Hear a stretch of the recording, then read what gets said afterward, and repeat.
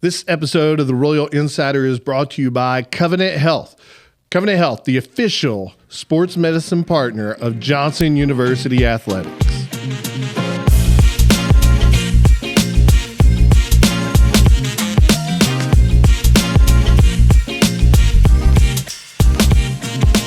Hello and welcome to the Royal Insider, the third episode. And I am your host the athletic director here at Johnson University, Brandon Perry. I am here with Addison and Logan. We switched up the microphone a little bit. I think Logan's going to do the talking today as we kind of go a little bit back and forward. But we are doing an early taping of the Royal Insider because it is move-in week for Johnson Fall Sports. Actually, Sunday, which is August 3rd, and practice begins on Monday, August 4th. We're here on a Friday getting this recording in just because I expect we're going to be pretty slammed Monday. So we got a lot going on, a ton of paperwork that has to be done. Actually, unbelievable amounts of paperwork that needs to be done for our athletes, physicals. We got some media day stuff, all kinds of things, right, going on. So Logan's here. He's back from his wedding tour, right? Logan, how was that? It was good. I went to Nashville for a wedding for some friends from home. That was on Saturday. Yeah. Drove to Chattanooga for wedding rehearsal on Sunday. And then I had another wedding on Monday. It was actually two former Johnson athletes, Tyler and Paola Phillips now. So congratulations to them. Yeah, awesome. But it was a lot of good. But, yeah, I'm just trying to get everything out of the way because it is about to get really hectic and busy for us. So I'm glad to try and get some of the – I don't know about you, but it's about to get really busy. Oh yeah. It's about to go crazy. We've been talking to my wife, and I have been talking about this quite a bit of like how our schedules are about to change. So we got in our last show of the season. We have season tickets to the Tennessee Theater for their Broadway productions, which is an amazing thing. We saw 6 shows throughout this year. So a little bit about me. People don't know this. I love theater. I love it. I think it's amazing. My son actually has gotten into it a little bit as well. So I'm really big into it. So last night we went to the Tennessee Theater, downtown Knoxville. That's my plug for the Tennessee Theater. And we watched Les Miserables. Now, my East Tennessee accent says that wrong. I guarantee it. So Les Mis is what we saw. And it is a show that I actually just love. It's amazing. Actually, a couple of years ago, this is a surprising thing about the way I coached back then. I actually made my players, Logan, watch Les Mis, the movie production of Les Mis, which was really funny. Well, don't get upset with me when I tell you I have not seen it. I am upset with you, and now you have homework that you have to watch this. All right, I will watch it. Now the live production and the movie, vastly different things. But I think the movie is incredible. Obviously, both are incredible. But I made my guys watch it for a couple of reasons. I think this is something I'll probably even ask Coach Sharp later when we're talking to him. But I always love for them to be uncomfortable and do something they've never done. So obviously, basketball guys, like, they ain't watched this show, right?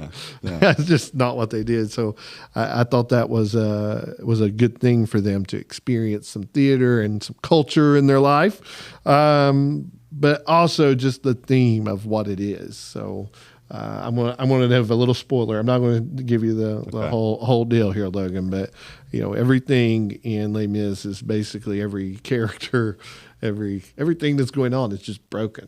It is really an example of brokenness in the world, which I think is crazy. And for me, the thesis of this whole show, I don't know if anyone else who is a theater critic would say this, but to me, watching it, the thesis is this line that appears at the very end, which is to love another is to see the face of God. And I really, when I made my players do this, I did it to, they were supposed to watch it and then have a 5-minute conversation with me about the show. And specifically, I wanted to talk about that line because, yeah, there's brokenness all over. the thing you see in Les Mis is even in the brokenness, we still have the ability to love people.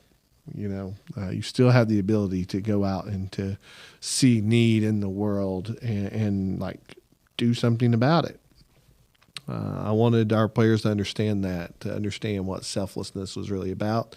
So yeah, there you go. That's my theater kick. Was big time. I'll give it a shot. Yeah, for sure. Yeah, you should. That's actually one of my early.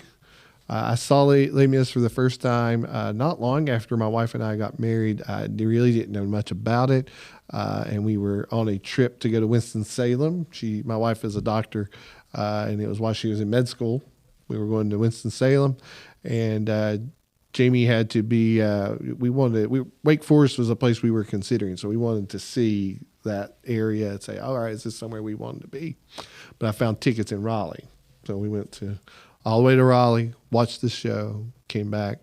It was interesting because we've been married a very long time now.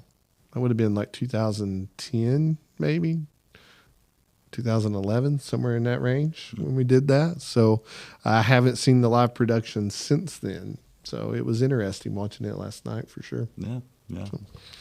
So yeah. Well, today we have a great show for you. We have Coach Logan Sharp, our men's basketball coach, here today. And we have a couple of big announcements. I prepped that last week, and I want to. We're going to get into that in a few minutes, but really a handful of announcements that we want to make. But one big one next week is our final show of this segment.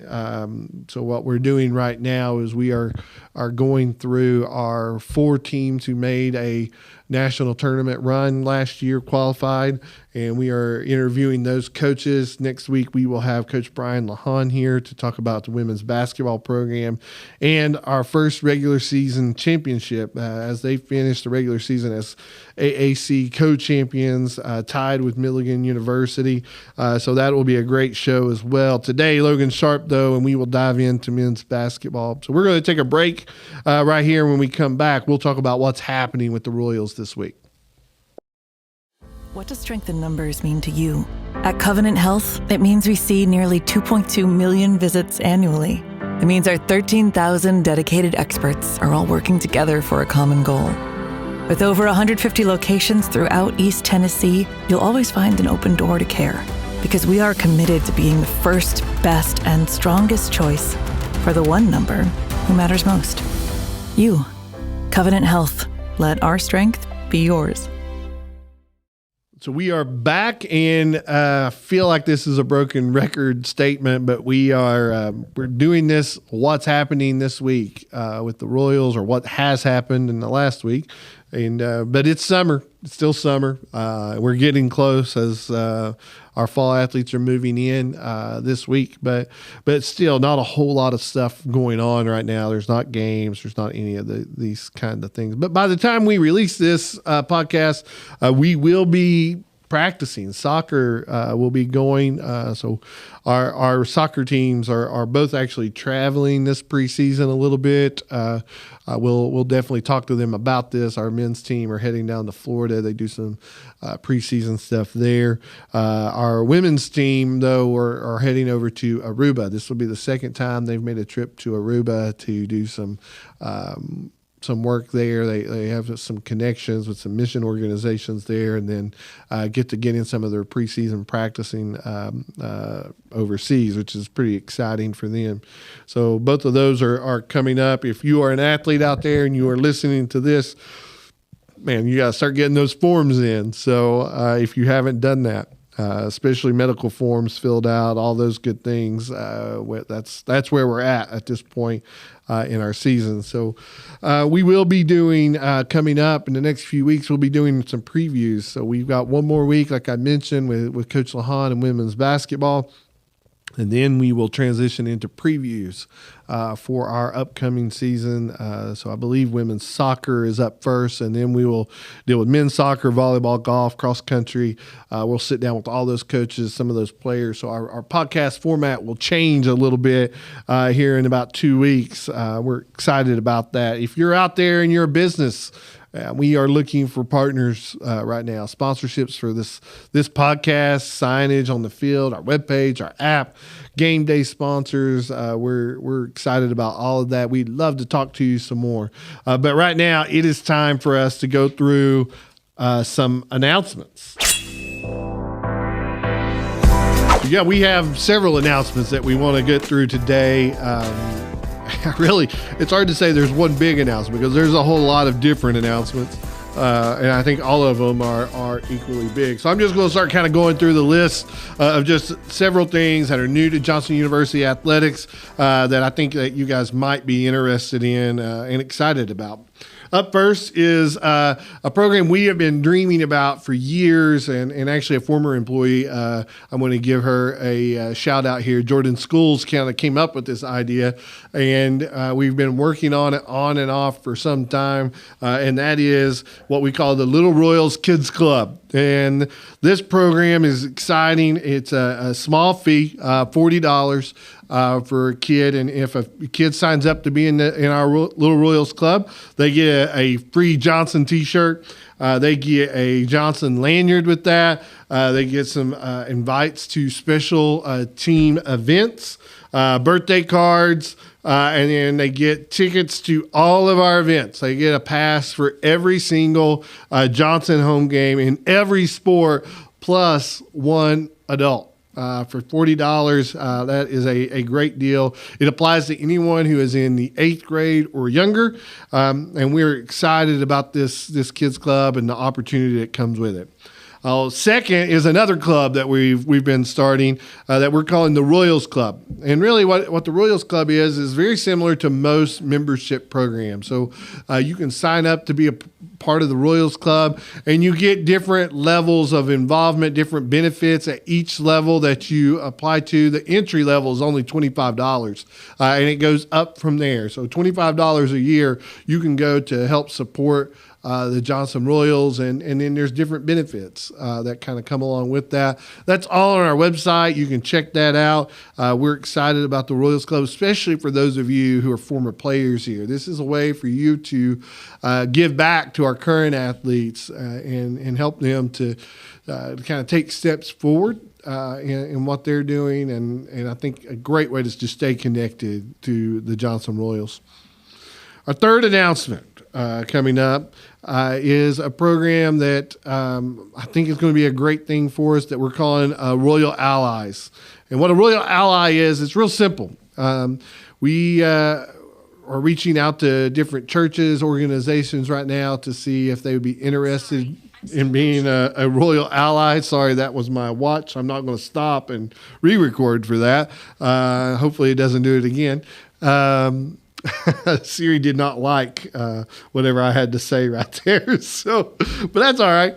The Royal Ally, what it's about is being able to get an organization or a group connected to individual athletes that isn't about necessarily giving money. That was the big push. So I actually dreamed of this concept based off of one of my best friends who was a Johnson student here, and the entire time that he was here, my mother-in-law would send him notes and like desserts. He would get them in the mail, and it was a big deal for him. Truly was.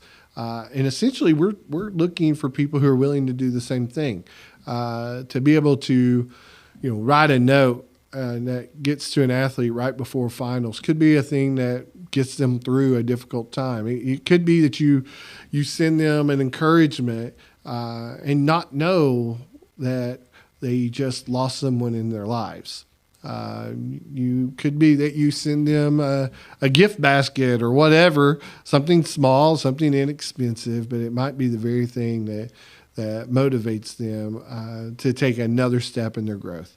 So for us, Royal Allies is about figuring out ways to connect people. Ideally, it would be, you think of like a Sunday school class or a small group or a different church organization that might be willing to partner with us and with our athletes. You can go on and be an ally for a whole team or maybe part of a team. We'd love to talk to you about that. It can look different ways. Number 4. And this one's more informational. We are starting, we've been in this campaign that we're calling Raise the Roar. And we're continuing to build on that. It's kind of twofold of it's a fundraising campaign, but also it's a marketing campaign. We want to raise the roar, literally. We want to get our name out into the community more and more. And part of that program is something that we're calling 10 Strong. This is a fundraiser we do every year. It's kind of a crowd funding, but what we're asking each of our athletes to do is to find 10 donors. At least 10 donors. It'd be ideal if they got 20, but we want them to find at least 10 donors who are willing to give at least $100. In doing so, we would be able to really fund our program. We're talking about things like travel expenses, food, maybe potentially scholarships down the road. There are lots of things that we can do with this money that's going to be a huge benefit to our program. It continues to help us, upgrade our facilities that needs ongoing maintenance, things along those lines. You may get a call from an athlete, and what I wanted to do today is just encourage you to be a donor, someone who jumps behind that. Number 5 of 6, we have just formed a new partnership with Tennessee Orthopedic Alliance. We are so excited to have TOA as part of our offering here at Johnson. They are our team doctors, and those are the people who will be working with your athletes if they're injured. Hopefully they're not, but that opportunity is going to be huge. So Tennessee Orthopedic Alliance, who you see their places all over Knoxville, but also all over the state of Tennessee. So we're excited to have them coming on board. And then our last big announcement, it is one we have made before, but I think we have finally crossed over into the other side and figured out how to do this thing correctly. Johnson University will be launching a Hall of Fame. And it is we plan to start announcing the first class of our Hall of Fame here very soon. We're actually going to use this platform, the podcast, to introduce those who are going to be inducted in our Hall of Fame. You'll be able to see on our website a display piece there. You'll be able to click on an interactive kind of page that allows you to go through and learn more about our Hall of Fame members. Also, we've been continuing to work on a space in the Graham Center itself to have that Hall of Fame, and that will happen at some point in the near future as well. So those are our 6 big announcements that are happening right now. There's probably more that's going to be shared with you over the next little bit, but those are the ones that we were ready to release and to let made known to the public. So we'll be right back with Coach Logan Sharp. Everywhere you look, you can find unexpected things that make you smile. Little reminders to care for your heart. At Covenant Health, we bring more heart to more places. That means more locations, advanced treatments, and expert physicians. Because we know your heart beats for more than just you. It beats for the people, moments, and dreams that matter most. More heart in more places for you. Covenant Health. Let our strength be yours. We're back, and we are with Coach Logan Sharp. Excited to have you here, Coach. Yeah, thanks. I feel honored. Obviously, he came dressed in a suit. Yeah, it's first week of school, like it's suit time again. I have to break it back out. So, unfortunately, summer is awesome because it's short time, right? Like shorts and a polo, but not as much during the school year, but that's all right. You look good too. Well, Dave and Dana didn't even get the suit treatment, so I feel honored. Yeah, you should. You should. This is a big deal. So, well, I want to jump into a handful of things with you. Like we're gearing up for a new season right now. Like, tell us a little bit into what your week looks like and what you're prepping for right now. Yeah, I think Dave said it great in his previous podcast. Like, the summer is not a downtime for us coaches. Yeah. If anything, we're actually probably more busy in the summer. Yeah.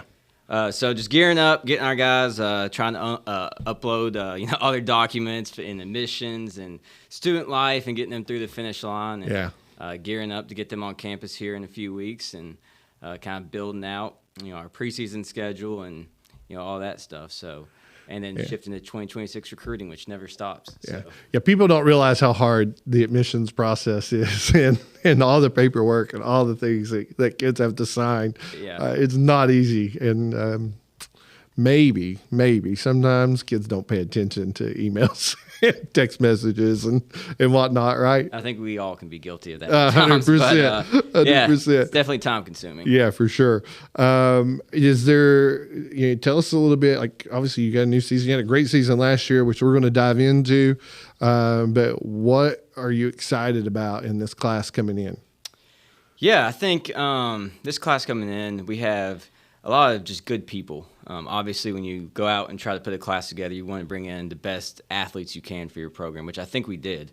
At the same time, I think some of our success the past couple of years, now we're able to kind of get really good athletes and students, but at the same time, just the quality of people we have in our program, I think is going to be something exciting for us to coach and fans to see, here come October, November. Yeah, absolutely. Tell us a little bit about your story, your backstory, right? You've from the area, you're from Knoxville, obviously. Give us a little bit of the path for those out there who don't know you and know Coach Sharp. What's the path that brought you to Johnson University? Wow, that's a great question. That's a big question, right? Yeah. I'm a Knoxville guy. So I grew up in Knoxville, went to Alcoa High School down the road. Played at Bryan College in our conference. Don't hold that against me, obviously. But I played at Bryan College for Coach Don Rukowski, who just recently retired. And then once I graduated, I knew I wanted to get into coaching. It was a passion I've had. I mean, from day one, I knew I was meant to be a coach. So after graduation, I started doing some AAU stuff in the business world, and just knew that was not my calling. It didn't satisfy my desire to be in it 24/7. So Coach Rukowski actually got me hooked up with Scott Paulsgrove at Eastern Nazarene, who used to be the coach at Lees McRae. So I moved to Boston, which I never thought I would do, especially as a Knoxville Southern guy. I was a grad assistant up there for 2 years. Then I took a job as a full-time assistant at Hartwick College in Central New York, another place I never thought I would live. Was there for 2 years, and then went back to Eastern Nazarene as the head coach after Coach Paulsgrove moved to Bethel in Indiana. So I was there for 2 years and loved my time there, met some great people, worked for great people, and had a couple of good seasons. And then actually, when you stepped down to become full, strictly an AD, right, the job opened up, and Coach LaHan, our women's coach, actually reached out to me and asked if I would be interested, and told me I should check it out and apply. And at first, I'm going to be honest, I've been gone for 7-8 years. I was like, I don't think so. Yeah. And he's like, do some research and just see the strides, the school has taken in the past, 6, 7, 8 years. And I started doing some research. I called him back probably an hour and a half later. I was like, actually, I'm interested. So one thing led to another. I applied. I saw once I came down here on my interview kind of everything that Johnson had to offer and the just the amazing strides it has taken. Yeah. And here I am. Yeah, it was interesting, I think, in your interview process, because we ended up finding all these common things between you and I. So you mentioned Coach Paulsgrove, who recruited me when I was out of high school. So I knew Coach Paulsgrove a little bit. I have some really terrible stories from that recruiting experience, not on his side, on my side, as a high schooler, just doing it completely wrong. And then figured out in the interview process, your parents lived 5 houses down from you. Yep. Like we were in the same neighborhood, which was just funny. Small world. It was. Yeah. I see your dad like every day out there mowing his yard. Yeah. He has a much better yard than I have. So. You might be the only person that literally mows it every day. Yeah, he does. It's really impressive, and it gets maybe a little bit of judgment from my wife, but that's all right. No, it doesn't. She don't care about that. But he does a good job. So it was interesting to hear that connection. Don Rakowski, obviously at Bryant, and I have been close for years. So it just kind of organically like came together to like make sense and brought us together. So that was really exciting. I love when those things work out that way. So yeah, you've had some experience like building some programs and done a lot of good things in a short amount of time for sure. You walk into this job, what were the things that you saw like potentially out there that just made sense, that made this click? Yeah, I tell all of my assistant coaches, that I've had throughout. I guess this will be my 5th year as being a head coach. I tell them all, whenever you get the chance to be a head coach, don't take a job that you don't think you can win in right away. That's always my biggest advice to them, because if you take it and you don't win, your 2 or 3 years, you have a short lifespan, especially if you do get fired. So.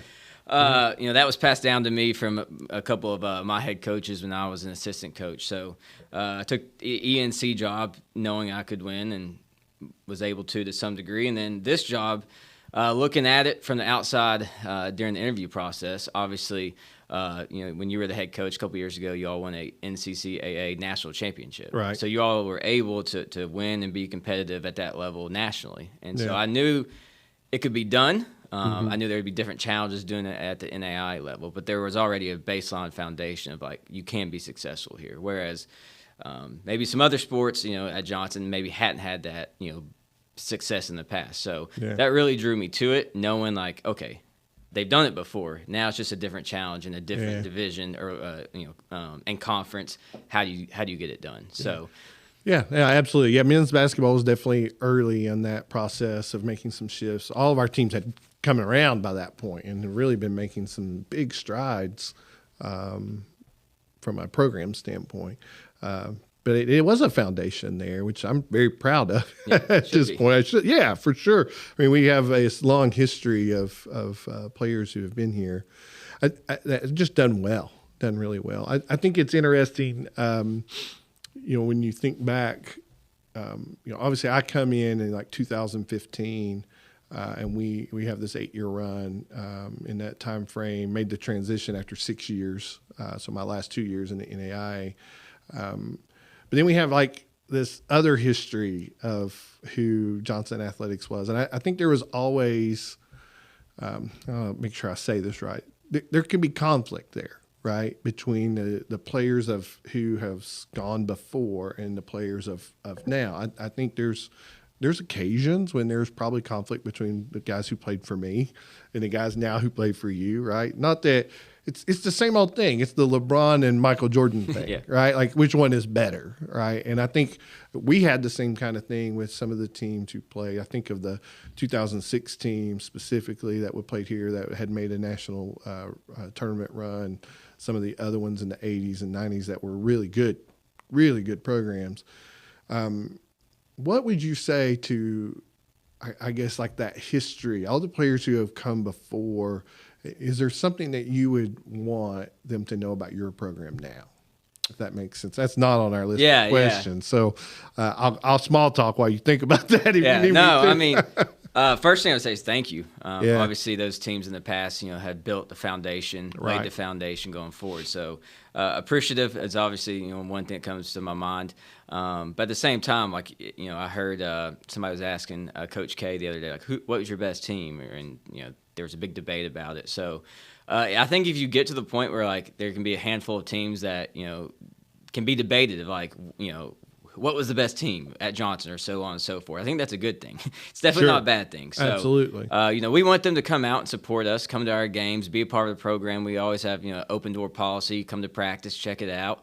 We want them to feel like they're still a part of our, the Johnson basketball family. So, they're always welcomed here, and hopefully the more we win and the more we build this program in the NAI, it's something they can become, proud of. Yeah, absolutely. And it is part of that foundation, right? I mean, all those players who came before, all the teams that came before, built this foundation of what Johnson basketball is now, which is, I think, an amazing product. I think what we're, and again, this is going to be a question that probably would be easy to say something about me, so I want to frame it in a better, in a way that avoids it. But obviously, we had this great run in NCCAA. We moved to NAI, and I will be the first to admit that one of the reasons I stepped down was it was hard being the AD and a coach at the NAI level. I could manage it when we were in NCCAA.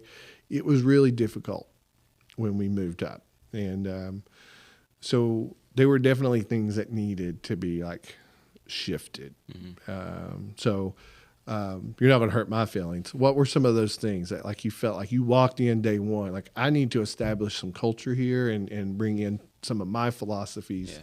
What were the things that mattered to you? It's a great question. I do think, going into my third year, our culture's a lot better than it was my first year. And for a bunch of different reasons. A lot of it is maybe, I think as you show signs of the ability to win at this level, the better recruits you can get. And that's just, it's like Coach Serrano said, Jimmy's and Joe's win games. And, this, people might not agree with this, but, I and Coach Jones, our entire staff, we probably let things go my first year that today in my, year 3 of our program, that is a non-negotiable. Or, right.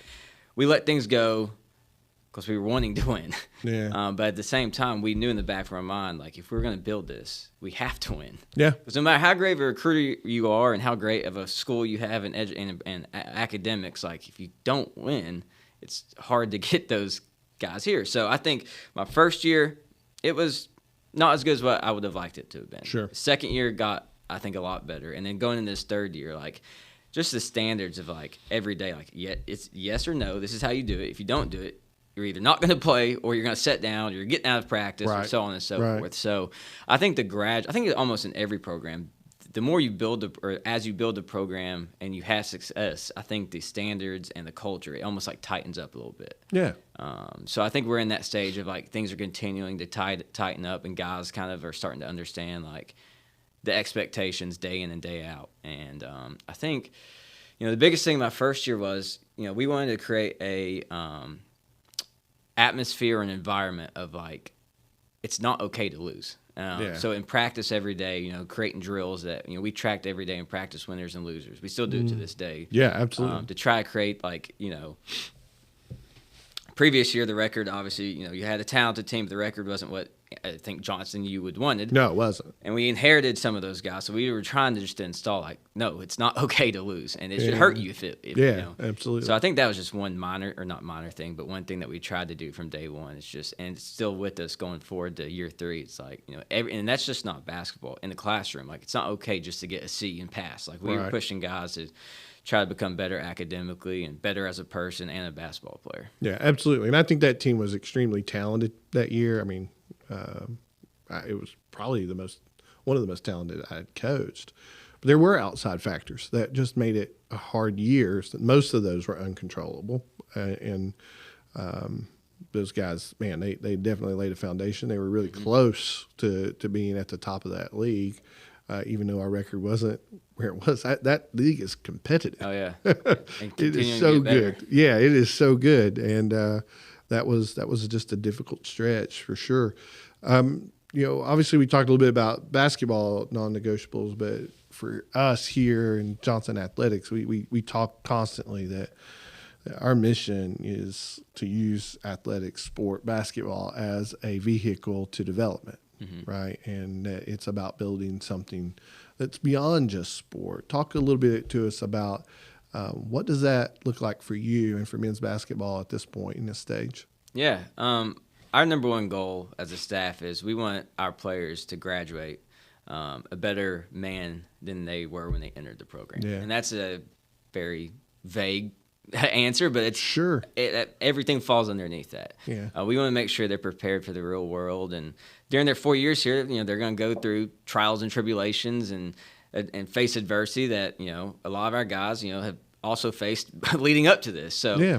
I think basketball in general or sports in general is just a great way to prepare student athletes for things that are not always going to go their way in life. Yeah. And it's our jobs as coaches to be there kind of side by side with them throughout the process of their 4 years and try to develop them, grow them, mature them, so that way when they do graduate and the ball stops bouncing, they're ready to face whatever's out there for them.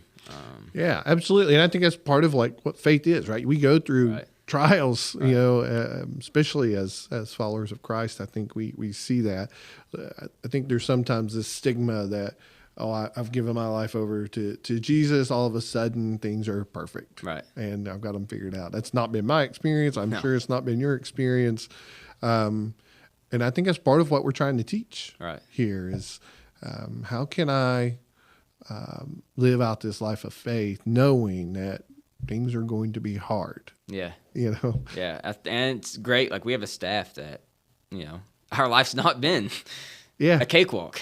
Sure. So I think, just in general, our staff being able to pass it down to some of our players. And our players, I relate well to guys that, know how to handle adversity and fight through things. And I think that's one aspect of our team this year that I'm most excited about is we have great people, a lot of strong believers in Christ in our program, and guys who have been through a lot. So it's exciting to kind of see to go into the quote unquote fire with them in terms of games and seeing how we handle a 10-0 run and going on the road in a hostile environment and it's loud and they can't hear a play call. That's what I'm excited about with this group. Sure, absolutely. And I think those things, it sounds like when you describe them, like, that don't relate to life, right? Like play call, like who cares about that? Or you're down 10-0, who cares about that? In the big picture, who does care about it? It doesn't matter, right? In the big picture. However, if you can figure that out, when life throws you a real curve, when that loved one passes or when there is sickness in your family, when there is financial troubles or whatever it is, like you have built that foundation. Right. Yeah. And, some of our guys right now, basketball is everything for them in their mind. So seeing, a 10-0 run to them might seem like, in the real world, have major obstacles. So like seeing guys emotionally react and respond and how they handle it, like I hope one day does translate into obviously much bigger things in the real world. Yeah. Yeah. I think that's an interesting thing. Did you watch Ted Lasso by chance? Oh yeah, most coaches. If you haven't watched it, you should watch it. But Denny Rojas is like a character I'm always like interested in. He's running around saying, football is life, and I think that's interesting because that's the way a lot of our players like look at this. Right. It don't matter if they're at Johnson or they're at Duke or they're at whatever school. They see ball as life. Yeah, it's part of their identity and. Part of what I think your role, my role, our staff's role is to help them see that, it matters, but it's not life. There is something bigger out there. So that's sometimes a little bit hard to get across. Obviously, this year was an amazing year, just an amazing run. For those who don't know, I don't know how you don't know if you're following the Royals because we've talked about this a ton, but this was a historic year. You finish make a national tournament. You finish second in the conference tournament. Really, I'm sure a game that hurts to this day, right?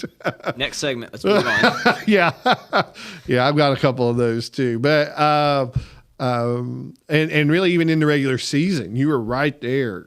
Going into the last week where it's like, man, we might win this outright in the regular season. And it was a great year, for you. Like for you, like what stood out and made this team have such a great year? Like what brought them together to be able to make such a historic run? Yeah. I think first part of it is we had a very experienced team. We returned, let's see here, 3 or 4 starters from the year before. Yeah. A couple of all-conference guys. Then we had a really good recruiting class coming in as well to pair with them. So much like I mentioned, I'm excited about this year's team. They were good guys to coach. Sure, there was times where, I'm sure they didn't, coaches and players don't see eye to eye. It happens in every team. But they were a fun group to coach, and every day for the most part, they came in and brought it every day in practice. My biggest pet peeve is I don't really like moody people, and I don't want to coach moody people. And so, this year I can't. Maybe 2 or 3 times I came into a practice and I could look at somebody and I was like, all right, what's their deal? But for the most part, they came in every day, heads down, ready to work. And when you have a talented group that is excited for the most part to be there and excited to work, like that's what breeds success, especially a competitive group. And so, it was sure as you go into January and February of practice, it's not going to have as much excitement as, October, September. But for the most part, this group came in every day. And as the year went on, we were able to kind of put it together. And I think seeing the success that we had, the guys kind of started to believe in, okay, we can do this. And last year was a year that kind of fits, like, talk about facing adversity. We started hot. I think we started 6-1, 7-1. Then went on a streak of probably 5 losses, and I was probably not very pleasant to be around. Maybe a little moody. Definitely moody. And then we kind of, just figured it out, and we went on a run and won probably 6 of 8 games and put it together and win 20-plus games and making the national tournament. First time the Appalachian Athletic Conference has gotten an at-large bid for men's basketball. So really proud of that group. We like I said, we lost a handful of them, and but always thankful for what they were able to do last year and set the foundation. Was there a point in the season or a specific game that was like maybe like your click moment, like, oh, no, we can figure this out right here? It's a great question. I knew we had a talented group and a group that could compete nationally. We played a solid schedule last year. Nothing compared a brutal schedule. Yeah, but nothing compared to this schedule. And I didn't really like the way we competed in those early games. And I felt like we were right there, but like we just, I turned to Coach Jones, my associate head coach, and was just like, we're not there. Like we're just not there yet. And then as the year went on, we beat Pikeville, who's a top 20 team, and then we went on the road to University of Cumberland late in the year. I think it was late January, maybe. I think it was late January. And we beat them at their place. And I think that they made the Sweet 16 this year. They were a top 10 team at the time when we beat them. I think they were 5th in the country. Actually. And another game that kind of last year illustrated our program, down 12 in the second half and just kind of kept punching and able to pull out that win. I remember getting in the locker room, and, like, if you looked at the stats, like, Mason Lockhart, he had 40 and 15 or something. So he played great. But in general, we did not play great that game. And we're actually down 2 of our top 7 guys due to 2 injuries. Isaiah Poore didn't play the second half due to an injury. And then we lost another guy in our rotation who didn't play at all in that game. But I was just proud of him. And I think that's when it clicked. Our guys were like, okay, like, we can compete nationally. So we did that, game to game, but now it's like, can we do it for an entire season? And win multiple games against that same type of quality opponent. I am going to mention this because to me, this was interesting after that University of Cumberland's game. One of the things they do on their website, they have like the history, like the series history, and you can go back and you can see it. That's the first time in our school's history that we beat University of Cumberland's. But it was interesting when they laid out all the games because you can see this progression that had happened. And I won't say the first score at all. It was not good. It was a brutal loss. But from there to the transition to, I think the last time that I had played them, we took a shot with less than a minute left to win. They were a top 10 program that year too. They were really good. We were right there with them, but at the same time felt like there was some distance to now you get to this game and all of a sudden you win. That is like this path that this program has been on. It's pretty incredible. That was obviously looking back. I think one day will be like a key moment of our program, our building, and so just got to continue to take the next step forward. We got to the national tournament last year, played a really good team, lost by I think 10 or 11.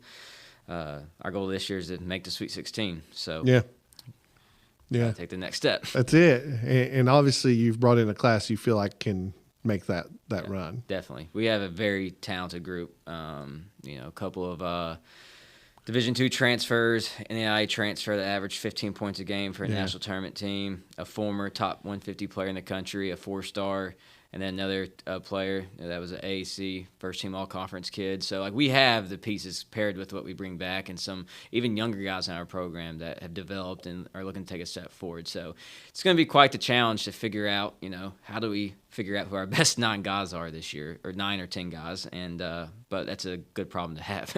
Yeah, no, absolutely. Let's go ahead and transition into recruiting a little bit, because what I hope this podcast is sometimes there'll be recruits who watch this. What are some of the things for you as you have been building this program that you walk into a gym and you see a player playing? What are the things that you want to know? What are the things you're looking for in a recruit? Yeah, it's a great question. Obviously, the first thing that jumps out is, can you play? Because that's the baseline. Yeah. If you can't play, then it's challenging to recruit you. So that's the first thing I look for. And I'm not going to lie, it doesn't take very long. It might take warm-up lines to figure out, I'm going to watch this kid It's play. the easiest thing to figure out. Right, yeah. So that's the first thing I look for. But there's 4 main things that we kind of look for in a staff. The first thing that we look for is, do they love the game of basketball? Yeah. And that's something that takes time in the recruiting process, getting to know them. Seeing their day, what'd you do today? Talking to them, seeing their day-to-day habits. Our staff, me, Coach Jones, Coach Moore, we eat, sleep, and breathe basketball, and we talk about it 24/7. Our spouses probably get sick of it. We watch film to the point where our computers die. Yeah. We get migraines from staring at the screen. We talk about, hey, did you watch the game last night? We talk about recruiting, Division I recruiting, the teams we keep up with.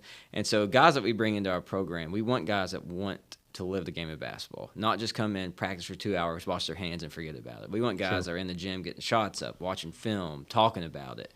So that's the first thing we look for. Our staff just doesn't really mesh with players that aren't kind of built like that. Right. The second thing we look for are guys that are competitive. In the classroom, in life, in general, do they strongly dislike losing? Yeah. That's the second thing we look for. The third thing, I shouldn't say the third thing. This goes up to do they have talent? The bare minimum or academics. Yeah. We want to bring in guys I think most of the guys we've all brought in, maybe 1 or 2 exceptions, but for the most part, all came in, whether it was JUCO, previous school, or high school with a 3.0 GPA. Yeah. Because Johnson at times can be challenging. It is challenging. So I try to give myself some cushion. And then the fourth thing we look for are they always constantly trying to get better? Yeah. As a person, athlete, student, we don't want guys that come in and average 5 points as a freshman and then graduate averaging 5 points. Yeah. Or guys that come in there maybe on the development team their freshman year and then end up there when they graduate. We want guys that are always continually working to get better. Yeah. Because I think if you're trying to build a program, that development and that continued desire to get better has to be part of it. And if we have a bunch of guys that are just content with being who they are and what they are, we're not going anywhere. Yeah, absolutely. So those are really great things that you would find in a gym, but obviously the players we're bringing in, just the gym isn't the only thing that matters. What are you looking for from a player who outside of just basketball, outside of the thing you can just see when you walk into a practice or you walk into a game? Yeah, obviously, being at Johnson and our school's identity, being a Christian faith-based college, that's one of the primary things I look for. Are they a good fit in terms of our culture, our school? We want strong believers in our program, and we have strong believers in our program. I'll give him a shout out now, Dallas Carball, who's going to be a junior for us this year. He's a player that almost on the team is like our spiritual leader on the team. Yeah. I still remember to this day his freshman year. He's new to the program, day one, over in the corner right before the game, reading his Bible. Sure. And then by the fourth game, he had half the team huddled over there in the corner reading the Bible before the game. We have guys like that in our program. And that's something that's very important to our staff because we want our community and our school to be proud of not only the product we're putting on the court, but the who that we're putting on the court. Yeah, absolutely. And there's kids in this program for sure that because I know this, you and I talked through the recruiting process with most of our players, and then also the way that we recruited when I was coaching. That like, there's lots of kids who are wanting to impact the world here, like in a variety of ways. Many of them, it may not be like they're going to be a vocational pastor, but one of the things I learned early on in my coaching career was that my ministry career and my coaching career were very similar in the way that you function, the way that you do things. So many of our guys, I think, want to go into the coaching world because they eat, sleep basketball, right? But there is no doubt in my mind that many of them are going to impact the world through that vocation. Right. Yeah. So, it's just a side note. I don't know that I have anywhere I'm going with that. Well, you asked what else I look for. Aside from the faith-based, we really look for guys that are good people. Yeah. That you want to be around. Yeah. If you're going to be around a group of guys for 6-7 months, you want guys that every day when you come in, like you can go to sleep at night as a coach knowing they're not going to be doing anything they shouldn't be doing. Yeah. Right? You're not going to be getting in trouble. Academics and basketball are important to them, and they're going to take care of their bodies and on their downtime do the right things to put themselves in the best position to be successful. So those 6 or 7 months that we're together, pretty much every day, maybe one day off here and there a week, Sundays and stuff. Like you want guys that are almost contagious to be around. You want to be around them, and good members to in the community as well. Yeah. So. Yeah, I used to. I'm sure you do this too. Everybody has the recruiting pitch, right? Like this is the things that you say. I used to tell mine, like, if you can't love my kids, don't come, right? And that was a line every recruit ever played for me heard that line. And it wasn't about my kids so much, but I know this firsthand is happening with your guys. I've seen it over and over and over again. For me, I would say that because I wanted players who were willing to invest in kids. Right. We have a lot of kids who come to our games who want to be co-star players. You've had that a lot, even to the point of skipping school to come to games in the conference tournament. Absolutely. We have one kid that even is kind of like a little assistant, right? He's at almost everything that we do that has made our players have made a huge impact on his life. And that's what we want. We want, our community to, be proud of our program and come be a part of it. I want, we probably every game have 2 to 3 little kids in the locker room pregame, post-game, as long as it's a win. If it's lost, they probably are not in there post-game.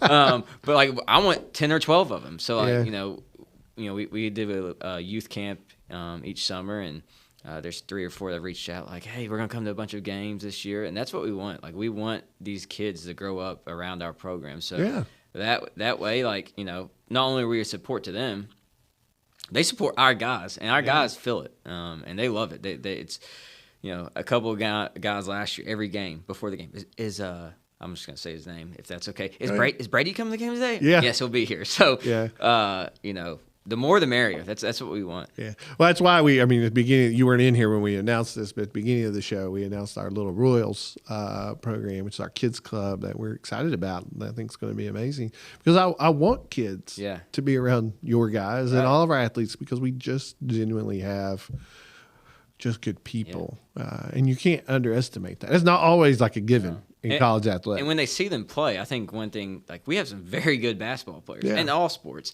But when those little kids see their ability, then they're he can dunk or, whatever the case may be. And they have access to these kids. Whereas, you don't always have access to Zakai Ziegler or, Chaz Lanier. So, it's almost we're never going to be able to compete with Tennessee, but at the same time, these kids are able to be around high-level athletes that are wanting to invest in them. And I think the kids club or Royals club, Little Royals, is going to. It's hard to say for me, but could be huge, and very beneficial for both parties. Yeah, absolutely.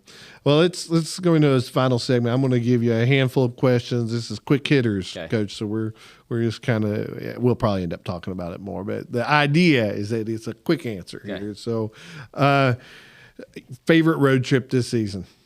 Upcoming or this past? No, this past season. We went to Florida for 5 or 6 days. Got to go down there. Didn't play our best, but being able to be in some great weather in December and spend some time together all in one house, I would say Florida's trip. Yeah. Here, this question is probably one we'll talk about. Your most intense practice drill. Ooh. We have a thing called cutthroat. Yeah. And it's basically a half court, 4-on-4-on-4, and if you score, you keep the ball, and they get it and throw it out to me, and I throw it right back in. If you get a stop, you become offense, and it's about 8 minutes straight of 4-on-4, 3 teams of 4, and it's exhausting. After about 3 minutes, they're ready to just give in. Oh, yeah. It's killer. We did a similar drill. We didn't do that name, but we did it 5-on-5. We used it as a transition. But it was 3 teams going at one time. They just go right. It's chaos too. Yeah, as soon as they score, they throw me the ball. If the defense isn't on, I'm throwing it out and they're shooting. So our guys love the drill. It's just also it's a love-hate relationship for that drill. All right. So what's your feelings on rebound drills? Do you do them? Oh yeah, we do them. Yeah. Because I have some pet peeves. We try to be under 10 turnovers a game and to win the rebounding margin by 10 a game. Those are 2 stats right away I look at each game: turnovers and rebounds. Yeah, I always think it's interesting. We were huge on rebounds, but I didn't do rebound drills. Yeah, because lots of people get hurt. Yeah, we do. Yeah, we do more of like skill work. Like, one on 0, and we're not going out there. We used to do a drill called Warrior Rebounding. Shout out Coach Rakowski at Bryan. Yeah. And I think half our team would end up hurt throughout the year. That's the way it works, So, favorite moment in the Doug Carnes Arena? Great question. We've had some good wins the past 2 years. I'm going to give him a shout out again. Coach Rakowski at Bryan, we beat him. We were actually both really competing for an at-large bid towards the end of last year. Yeah. We played him here, and we're able to secure the win that I think propelled us throughout the end of the year. It was also the first time I beat my mentor and former coach, so that one was pretty special. Yeah. Sorry, Coach. Yeah, it is what it is. It'll be okay. He's a big boy. He can handle it. He's retired now. I don't care. He's on the golf course. Your favorite basketball movie? Probably Coach Carter. Okay. I'd say it's a tie. Coach Carter, Love and Basketball. Those are 2 that are probably up there. No Hoosiers for you, huh? I like Hoosiers, but that's just a generic. It is. Of course, it's a great movie. Yeah. But my high school basketball coach had the original footage from Hoosiers. He would show it to us from time to time. That's pretty cool to be able to see that. But I saw a video. Pat Kelsey, the Louisville coach, went through and statted Jimmy Chitwood. Yeah. Whatever. Either way, statted his shot chart throughout Hoosiers. He was like, it was hilarious. He did a whole video about it. He was like, he took some bad mid-range. I think he was like 21 of 36 in the entire video. But I was like, that you're a basketball junkie if you're going through and statting Hoosiers. What's your favorite post-game meal? It's a great question. For home. I'm gonna say this is gonna sound crazy, but a lot of places around here are closed. Yep. So Ruby Tuesdays. Yep. New Orleans seafood. I know it's a very it's Ruby Tuesdays. But get New Orleans seafood at Ruby Tuesdays. That's about the only place open besides maybe McDonald's on the way home. Yeah. All right. Yeah. I actually talked about this in the opener a little bit, so I want to ask this question to you. I was very much wanted to make guys feel uncomfortable with things. So I would love to take them to restaurants I knew, you've never been here. You've never eaten this kind of food. Do you have any of those kind of things where it's this is something that make guys uncomfortable? No, I don't think so. For the most part, when we're traveling, I don't want to make them feel uncomfortable. Right. I want them to eat well so they play well. Yeah, we did it post-game, not pre-game. No, not really. Of course, everybody has an opinion. Our guys are very opinionated. So just trying to get everybody on the same page of we're eating here. Oh, it's hard. Oh, yeah.